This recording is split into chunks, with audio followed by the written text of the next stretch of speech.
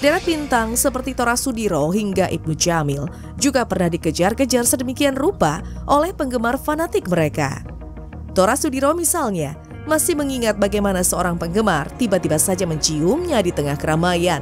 Sementara Ibnu Jamil secara tegas membatasi, berusaha ramah di ruang publik, tapi benar-benar menjaga hal-hal yang bersifat privat. Aku dikejar fans sampai brutal gitu kayaknya nggak pernah sih. Berarti nggak ada momen unik yang lucu gitu sampai di... Ada, cuman pernah saya tiba-tiba dicium sama fans.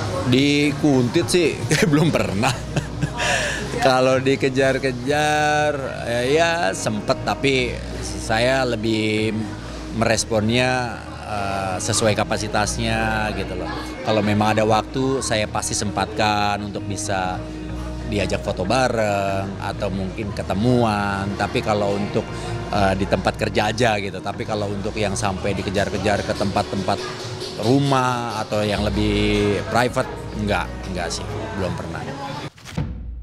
Bagaimana para artis berhadapan dengan penggemar juga menyisakan pengalaman tersendiri untuk Marion Jola. Dikerumuni orang di ruang-ruang publik dan tak jarang mendapat perlakuan tak mengenakan.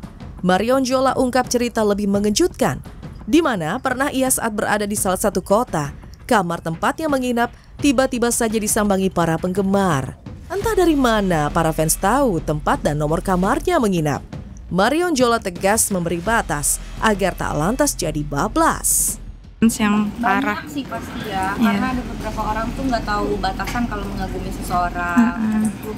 Kayak misalnya kita di jalan, kita dipegang tanpa konsen gitu. Tapi kalau paling berkesan dari sekian banyak, aku pernah di satu kota, itu tinggal di hotel itu, kamar aku tuh kan seharusnya nggak ada yang tahu nomor berapa, dan selantai itu tuh biasanya aku tuh selantai bareng sama tim aku, tapi waktu itu tuh aku lantainya sendirian.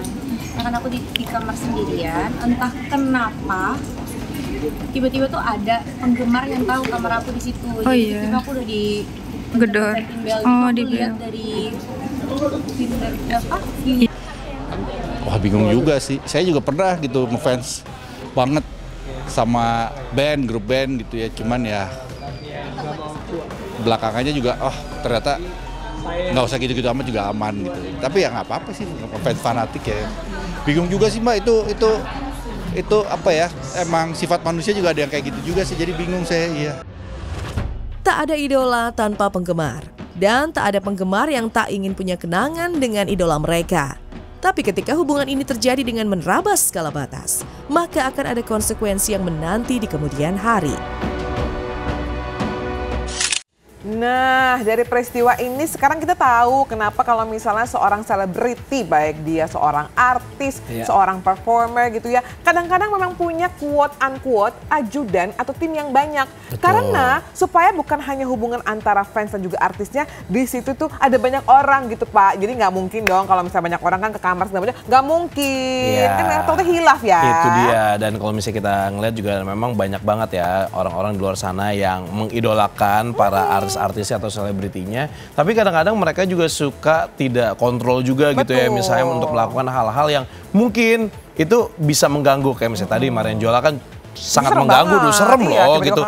Dan gitu wajar kalau misalnya Marion Jola sampai takut gitu ya. Begitupun sebaliknya yang di fansin atau yang artisnya juga mungkin kalau bisa memang tidak memanfaatkan hal seperti itu ya, memanfaatkan fans-fansnya gitu. Jangan sampai nanti kejadiannya seperti tadi nih, cerita-cerita yang dari ataupun yang DJ Panda juga gitu.